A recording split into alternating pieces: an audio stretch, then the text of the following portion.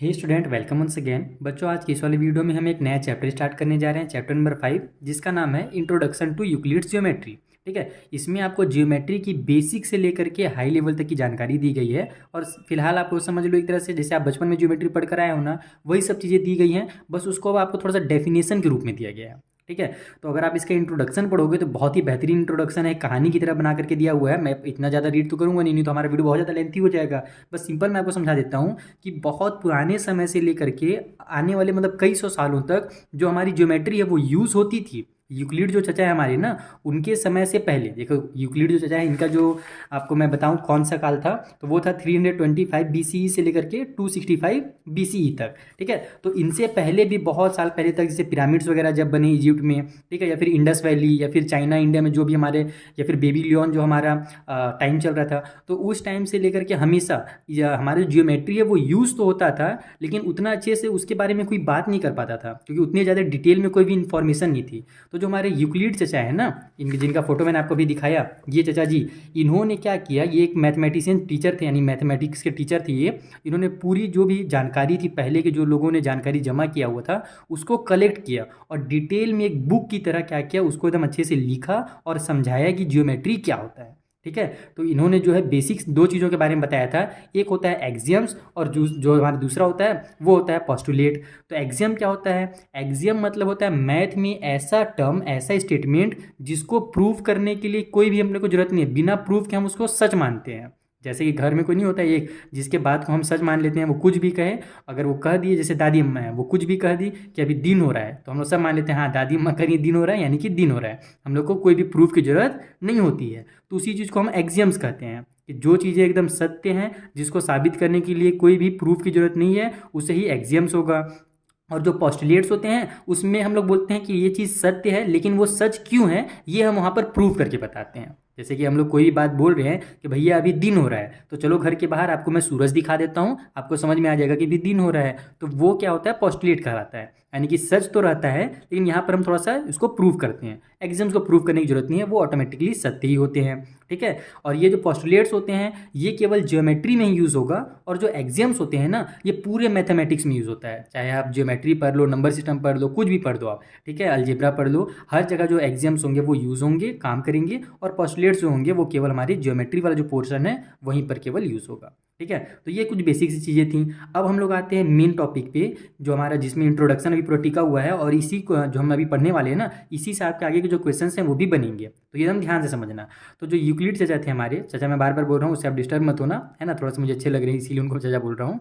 तो जो यूक्लिड थे मैथमेटिशियन, उन्होंने 7 एग्जाम्स के बारे में बताया, ठीक है, और 5 पोस्टुलेट्स के बारे में बताया। तो पहले 7 एग्जाम्स कौन कौन से हैं वो समझो आप, यहाँ पर लिखा हुआ है, लेकिन इसको हम थोड़ा सा डिटेल में समझेंगे, डेफिनेशन के साथ साथ इसका हम एग्जाम्पल भी करेंगे।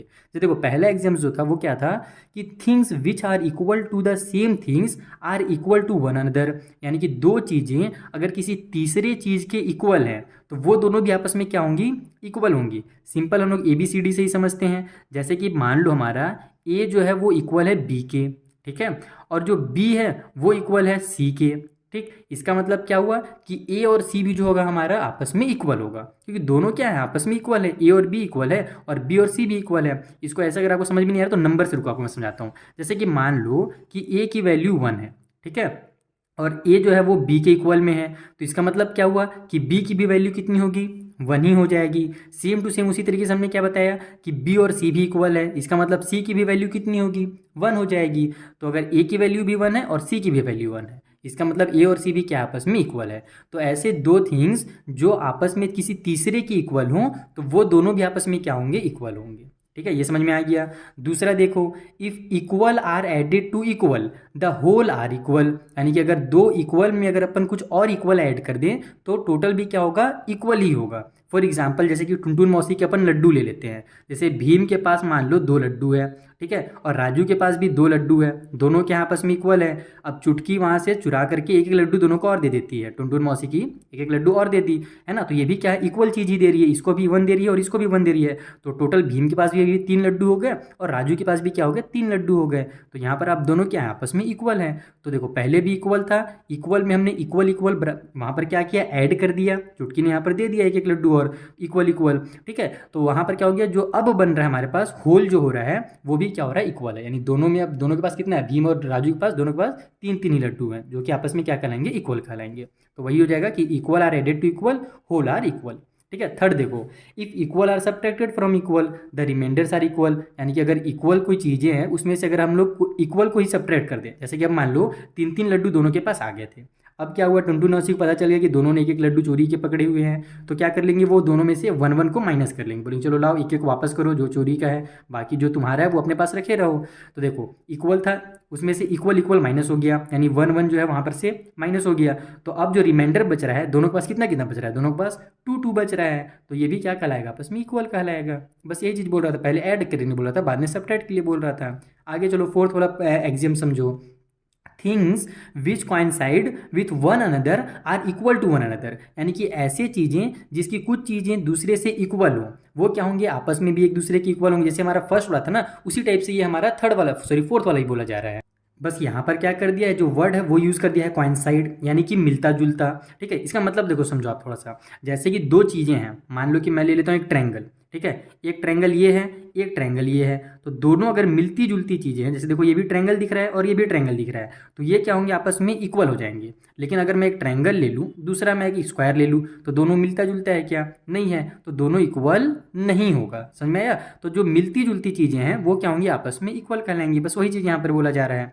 फिफ्थ वाला देखो, the whole is greater than the part, यानी कि कोई भी जो होल होगा वो उसके पार्ट से क्या होगा, ग्रेटर होगा। हम सिंपल एग्जांपल ले लेते हैं, जैसे कि मैं डेयरी मिल्क का एग्जांपल लेता हूँ, जो मैं आपको क्लास 6 एग्जांपल देकर समझा रहा हूँ। जैसे एक बड़ा सा मैं डेयरी मिल्क ले लिया, इसको मैं 3 पार्ट में डिवाइड कर देता हूँ, तो इसका जो एक पार्ट होगा, क्या वो पूरे पार्ट से बड़ा होगा, क्या नहीं होगा ना। पूरा जो पार्ट है हमारा ये होल कहलाता है और ये उसका एक पार्ट कहलाता है, ठीक है।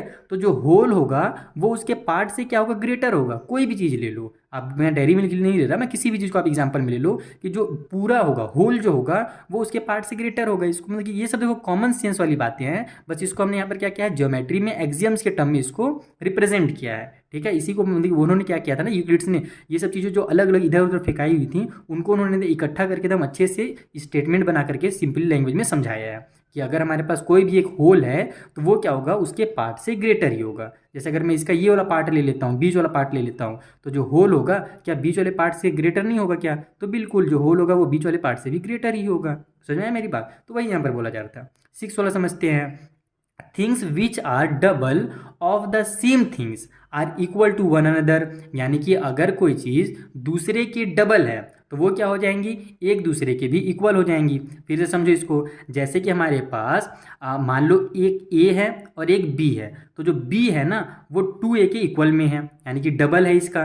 तो जो अगर हमारे पास अगर दूसरा वाला भी ले लें हम लोग, जैसे कि मान लो अगर अपन ले लेते हैं यहाँ पर 2c और वो भी b के इक्वल में होगा, तो 2a और 2c भी क्या हो जाएंगे, आपस में इक्वल हो जाएंगे। फिर से समझो इसको, देखो क्या बोला जा रहा है यहाँ पर कि अगर कोई भी things which are double of the same thing, यानी कि मान लो जैसे ए है, वो दो चीज़ें हैं, मतलब मान लो एक ए है और एक सी है, वो सेम थिंग यानी कि बी के क्या है, डबल हैं, तो ये दोनों भी आपस में क्या हो जाएंगे, इक्वल हो जाएंगे।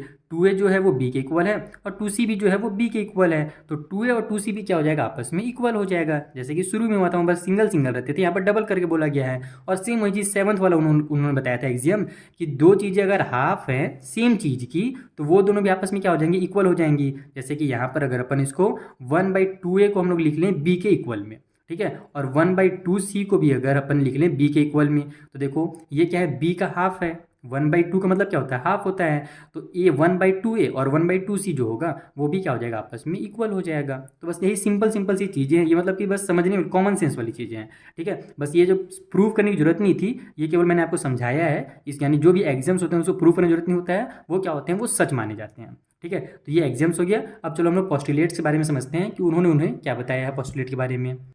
तो देखो नेक्स्ट जो हमारा पेज 82, वहीं पर हमको बताया गया है कि यूक्लिड्स के 5 जो पोस्टुलेट्स हैं वो कौन कौन से हैं। तो पहला जो पोस्टुलेट है वो क्या है कि ए straight line may be drawn from any one point और टू एनी अदर पॉइंट, यानी कि अगर दो पॉइंट है हमारे पास, जैसे मान लो यहाँ पर मैं एक पॉइंट लेता और यहाँ पर एक पॉइंट लेता हूँ, तो इनके बीच में क्या है कि स्ट्रेट लाइन ड्रॉ की जा सकती है, चाहे पॉइंट कहीं कहीं पर भी हो। जैसे एक पॉइंट मैं यहाँ पर लिया, दूसरा पॉइंट यहाँ पर लिया, तो इन दोनों के बीच में भी क्या है, स्ट्रेट लाइन ड्रॉ किया जा सकता है। तो एक स्ट्रेट लाइन ड्रॉ किया जा सकता है किसी भी एक पॉइंट से दूसरे पॉइंट तक। ये उनका पहला पोस्टुलेट था, सिंपल है। दूसरा पोस्टुलेट समझो क्या है कि ये terminated line can be produce indefinitely, यानी कि एक अगर हमारा लाइन है, जैसे देखो यहाँ से यहाँ तक मैंने एक लाइन ड्रॉ कर लिया, तो अब इसको अगर अपन बढ़ाना चाहें, प्रोड्यूस करना चाहें, तो इसको हम लोग इनडेफिनेटली बढ़ा सकते हैं। इनडेफिनेटली मतलब क्या है कि हम लोग इसको अनंत एकदम, यानी कि वो कभी भी ख़त्म नहीं होगा। जैसे कि अगर मैं इसको इधर राइट साइड में बढ़ाना शुरू करूँ, ऐसे आगे बढ़ाना शुरू करूँ, तो इधर मेरा पेज भले ख़त्म हो जाए, लेकिन अगर मैं इसको आगे बढ़ाते रहूँ, बाहर बढ़ाते रहूँ, तो फिर मैं अपना टेबल में आ जाऊँगा, फिर ज़मीन में पहुँच जाऊँगा, फिर रोड में पहुँच जाऊँगा।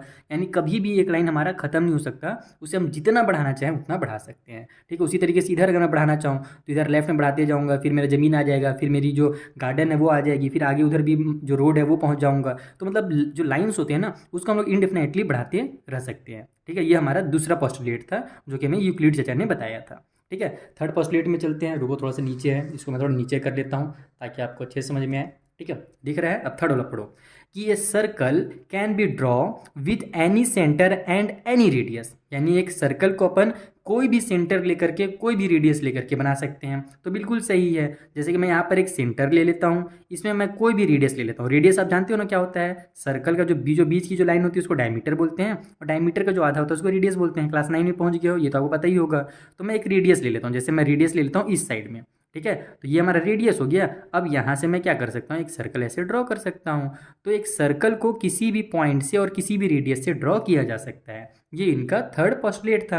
अब दूसरा भी एक बना सकते हो, जैसे मैं यहाँ पर सेंटर लिया, इस बार पहले इधर लिया था, अब यहाँ पे सेंटर लिया, अब रेडियस थोड़ा सा और बड़ा कर दे रहा हूँ मैं, लो इधर बड़ा कर दिया, और फिर से एक मैं सर्कल ड्रॉ कर दे रहा हूँ। तो बस यही चीज़ है कि आप एक सर्कल को, थोड़ा सर्कल अच्छा नहीं बना है, बाकी आप बना सकते हो, बस यही यहाँ पर समझाया गया था कि सर्कल को हम लोग ड्रॉ कर सकते हैं किसी भी सेंटर से और किसी भी रेडियस से। Third complete. फोर्थ वाला समझो, all right angles are equal to one another, यानी जितने भी दुनिया में राइट एंगल आपको मिलेंगे सब इक्वल होंगे। राइट एंगल बोलते किसको हैं, तो राइट एंगल बोलते हैं 90 डिग्री वाले एंगल को। जैसे कि मैं एक राइट एंगल बनाता हूँ, जैसे देखो एक सीधी लाइन आई, एक इधर लाइन आई। ठीक है, तो यहाँ पर एक राइट एंगल बना, ये 90 डिग्री का एंगल है। अब इसी को मैं थोड़ा तिरछा करके बना देता हूँ, जैसे इधर गया लाइन और इधर गया लाइन, तो यहाँ पर जो राइट एंगल बना ये भी 90 डिग्री का है। तो भैया कहीं पर भी एंगल बन जाए 90 डिग्री का, 90 डिग्री यानी कि 90 डिग्री, तो जितने भी हमारे राइट एंगल होंगे वो आपस में इक्वल होंगे। ये हो गया सिंपल सिंपल। फिफ्थ वाला जो पोस्टुलेट है ये इंपॉर्टेंट है, क्योंकि आपको एक्सरसाइज में मिलेगा, आगे चलकर जो हम लोग एक्सरसाइज 5.2 पढ़ेंगे वहाँ पर मिलेगा भी, और एग्जाम में भी इसी पोस्टुलेट के बारे में पूछा जाता है। तो इसको आप समझो एकदम डिटेल में। यहाँ पर बोला क्या जा रहा है, if a straight line falling on two straight line, यानी कि हम लोग दो स्ट्रेट लाइन बना देते हैं। कहाँ पर बनाऊँ मैं, जगह यहीं पर समझा देता हूँ। देखो ठीक है, थोड़ा सा मैं अपने कंपॉक्स को नीचे करता हूँ ताकि मुझे रखने बने, लिखने भी बने। तो देखो मैं दो स्ट्रेट लाइन बना देता हूँ, इस तरीके से मेरा स्ट्रेट लाइन बन गया दो। सीधा स्ट्रेट लाइन मतलब सीधा लाइन होना चाहिए बस, जरूरी नहीं कि वो किस डायरेक्शन में जा रहा है, ये ध्यान रखना। तो अगर एक सीधी लाइन दो स्ट्रेट लाइन के ऊपर पड़ती है, जैसे ये दो स्ट्रेट लाइन है, इसके ऊपर मैं एक सीधी लाइन ऐसे पढ़ा देता हूँ, फॉलिंग करा देता हूँ। ठीक है, तो आगे क्या बोला जा रहा है कि makes the interior angle on the same side of it taken together less than two right angles. यानी देखो इसमें क्या होगा ना कि हमारे इंटीरियर में एंगल्स बनेंगे। इंटीरियर एंगल जानते हो ना, जैसे ये दो लाइन जब हमारा ये वाला आया इसमें, तो यहाँ पर भी एंगल बन रहा है, ये इंटीरियर है, ये इंटीरियर है, इधर भी एंगल इंटीरियर बना और इधर भी इंटीरियर बना, और इधर जो एंगल बनेगा उसको एक्सटीरियर एंगल बोलते हैं। नीचे में इधर जो बाहर में जो एंगल बनेगा वो एक्सटीरियर कहलाएगा, और दोनों लाइन के जो अंदर में एंगल बनेंगे ना उनको इंटीरियर एंगल बोलते हैं। ये टोटल हमारे पास चार जो होते हैं इंटीरियर एंगल बनते हैं इस कंडीशन में। ठीक है, तो आगे क्या बोला जा रहा कि taken same side of it taken together less than two right angles then the two straight line if produce indefinitely meet on that side on which the sum of angles is less than two right angles. देखो इसको थोड़ा समझो, मैं आपको समझाने की कोशिश करता हूँ। तो देखो यहाँ पर क्या होगा कि हम जानते हैं जब इस तरीके से एंगल बना ना चारों एंगल, तो इन चारों का जो निकलेगा सम ना वो 360 डिग्री निकलेगा। लेकिन अब चूंकि आप देखोगे कि इधर हमारा जो एंगल है वो थोड़ा छोटा बन रहा है, क्योंकि ये थोड़ा सा इधर झुका हुआ था, और इधर जो एंगल बन रहा है वो बड़ा बन रहा है। तो इन दोनों को जब अपन ऐड करेंगे ना तो ये हमारा क्या हो जाएगा 180 से कम आएगा। क्योंकि हम जानते हैं जब 90 ऐड होता है तब 180 आता है, तो ये जो होगा हमारा 180 से छोटा आएगा। और इधर वाला जब हम लोग ऐड करेंगे तो वो 180 से बड़ा आएगा। क्यों बड़ा आएगा भैया? क्योंकि ये हमारा 90 डिग्री से बड़ा एंगल दिख रहा है। थोड़ा सा यहाँ पे डायग्राम अच्छा नहीं बना है, यहाँ पर रुको मैं आपको समझाता हूँ इसको डायग्राम बना करके। ये देखो ये एंगल हमने बनाया, थोड़ा सा मैं इसको ऐसे बना देता हूँ, ठीक है। दो लाइन बन गई हमारी, एक उसमें सीधी लाइन पड़ गई, ठीक है। तो इधर भी इंटीरियर एंगल बना, इधर भी इंटीरियर एंगल बना, इधर भी इंटीरियर एंगल बना और इधर भी हमारा इंटीरियर एंगल बना। तो आपको साफ साफ दिख रहा होगा कि ये हमारा 90 या 90 से ज़्यादा है। सेम वही चीज़ यहाँ पर भी हो रहा है, 90 या 90 से ज़्यादा है। इधर हमारा 90 से कम दिख रहा है क्योंकि थोड़ा सा झुका हुआ है आपस में। 90 जो होता है एकदम सीधा होता है, ठीक है। ये दोनों आपस में ये लाइन और ये लाइन आपस में थोड़ी झुकी हुई है, यानी 90 से कम है। सेम टू सेम उसी तरीके से ये लाइन और ये लाइन आपस में झुकी हुई है तो 90 से कम है। तो इधर जो हमारा एंगल बनेगा ना, वो क्या होगा कि जब हम उसको ऐड करेंगे तो 180 से कम निकलेगा। तो हमसे बोला ये जा रहा है कि जिस साइड भी हमारा 180 से कम हो रहा है, ठीक है, जो भी हमारा साइड में जो एंगल हम लोग ऐड कर रहे हैं इंटीरियर एंगल, तो उसका जब सम निकलेगा और जिधर का भी 180 से कम निकलेगा, तो जब आप उसको आगे बढ़ाओगे ना, तो इस तरीके से जब आप धीरे धीरे उसको आगे बढ़ाओगे तो एक ना एक पॉइंट में जाकर के वो आपस में क्या होंगे, टच कर देंगे। तो देखो मैं इसको आगे बढ़ा रहा हूँ, अगर सीधा भी आगे बढ़ाओगे आप इसको ऐसे सीधा और इसको ऐसे सीधा आगे बढ़ाओगे तो कहीं ना कहीं पर आकर के एक पॉइंट मिलेगा जहाँ पर ये एक दूसरे को टच करेंगे। और दूसरे वाले साइड में आप आगे बढ़ाते जाओ, वो क्या हो जाएंगे, फैलते जाएंगे और दूर चले जाते जाएंगे, पास नहीं आएंगे। तो अगर 180 से कम है हमारा दोनों का सम, तो वो पास आते जाएंगे और कहीं ना कहीं जा करके एक पॉइंट पे मिलेंगे। वही चीज़ बोला था, मीट ऑन दैट साइड, ठीक है, उस साइड में कहीं ना कहीं जा करके वो मिल जाएंगे और दूसरे वाले साइड में वो नहीं मिलेंगे। इधर के बारे में नहीं बोला गया है, बस इधर के बारे में बोला गया है कि जिधर भी हमारा 180 से कम का एंगल बनेगा दोनों को ऐड करने के बाद, उधर वो जा करके मिलेंगे। तो इस तरीके से हमारे ये 5 जो हमारे पोस्टुलेट्स होते हैं वो कंप्लीट होते हैं। आई होप आपको समझ में आ गया होगा कि पोस्टुलेट क्या होते हैं हमारे, ठीक है। अब मिलेंगे हम लोग नेक्स्ट वीडियो में, जहाँ पर जो हमारे एक्सरसाइजेस हैं उनको भी मैं आपको इसी तरीके से एकदम सिंपल मेथड में कॉन्सेप्ट के साथ समझाने की कोशिश करूँगा। उनका लिंक आपको पता ही है, नीचे जो डिस्क्रिप्शन बॉक्स होता है वहाँ पर मैंने प्रोवाइड करा दिया है। ऑल वीडियोस ऑफ चैप्टर 5 में आप क्लिक करना तो इस चैप्टर के आपको सारे वीडियोस मिल जाएंगे। Thank you for watching.